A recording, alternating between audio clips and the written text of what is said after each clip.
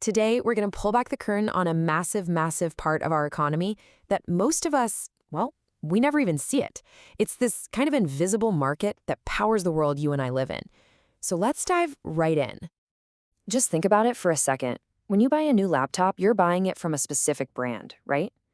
But that brand, they had to buy all the little pieces, the screen, the keyboard, the processor, from someone else. So who are they buying from? Well, the answer is in this world we call business to business, or B2B for short. And it's exactly what it sounds like. It's just companies doing business with other companies. This isn't about selling one laptop to you. Nope. It's about selling, say, 10,000 processors to a laptop manufacturer. It's a whole different ballgame. And because the customers are so different, the way they buy things is, well, it's worlds apart.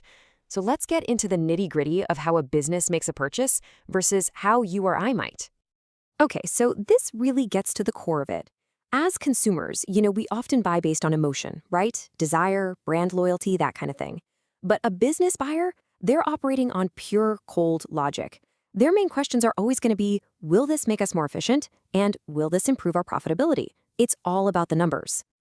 And this table shows exactly how that mindset plays out in the real world. I mean, just look at the order size. Businesses buy in bulk. We're talking huge volumes.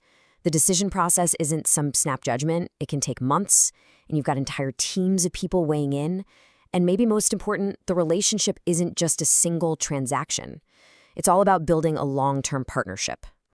So if you're selling to a buyer who's all about logic and the long game, your marketing has to change completely. You can't just run a flashy TV ad. You need a totally different playbook. This is what a B2B customer truly cares about. They need to know your product is reliable, that you're going to support them after the sale, and maybe most importantly, they need to see a clear return on investment, what we call ROI. When it comes down to it, they have to be able to justify this purchase on a spreadsheet. So because of all this, B2B marketing isn't really about a quick sale. It's more of a journey. It all starts by building trust, proving you understand their business needs. Then, you have to deliver consistent value, again and again. The ultimate goal isn't just to sell one thing. It's to become an indispensable long-term partner.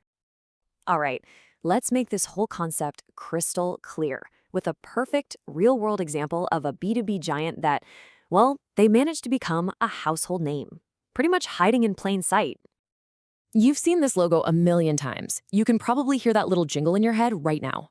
Everyone knows Intel, but think about it. Very few of us have ever actually bought anything directly from them. So that leads to the big question. If we aren't buying from them, then who is?